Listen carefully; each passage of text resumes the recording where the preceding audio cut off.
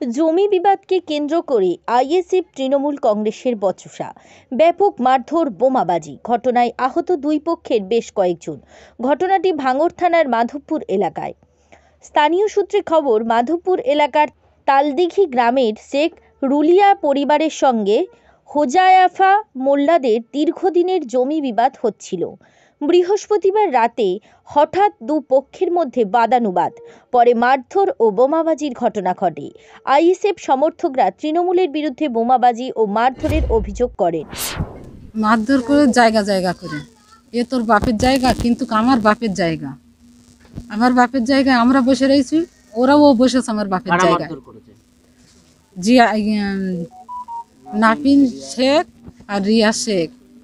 তারা কি করে? তারা ওই পার্টি করে। কোন দল?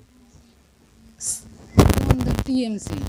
আচ্ছা, আর আপনাদের উপরে বোমাবাজি করলো কেন? ও সারা জীবন, আমার আব্বা যেখান থেকে মারা গেছে তখন আমার 6 বছর বয়স, সেখান থেকে এই রকম অত্যাচার করে। চরু ধারদের জায়গা ঠেসে ঠেসে ঠেসে চরু ধারদের জায়গা আমার ভাই একলা বলে পারে না। গতকাল রাতে কি হয়েছিল?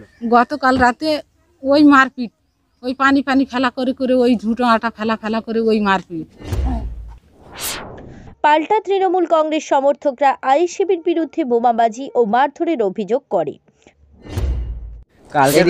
কালকে রাতে যে ওই সামান্য ওদের জায়গাটা আছে, ওটা আমাদের জায়গা।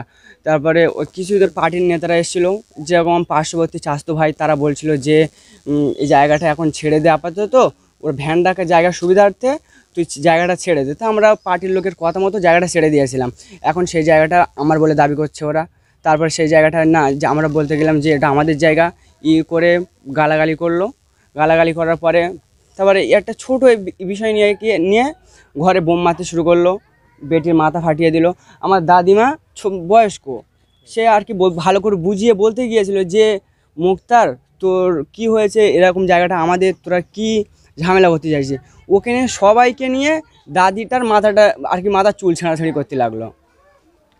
তারপর তোমাদের উপরে এরকম? হ্যাঁ, আমাদের উপরে চলছে। আমার বাবা এখানে এখন মেন কথা হচ্ছে আইএসএফ, আর আইএসএফ করে। হ্যাঁ, আর জায়গাটা হচ্ছে আমার বাবা হচ্ছে ছোটবেলাতেই জায়গা ইস্যু স্যার।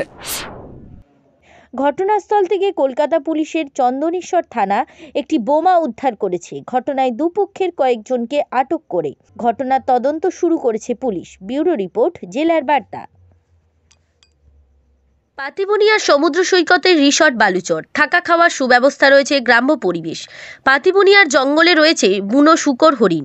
দীঘা, বকখালি মৌসুমী নয়। এবার আসুন পাতিবুনিয়ার রিসর্ট বালুচরে।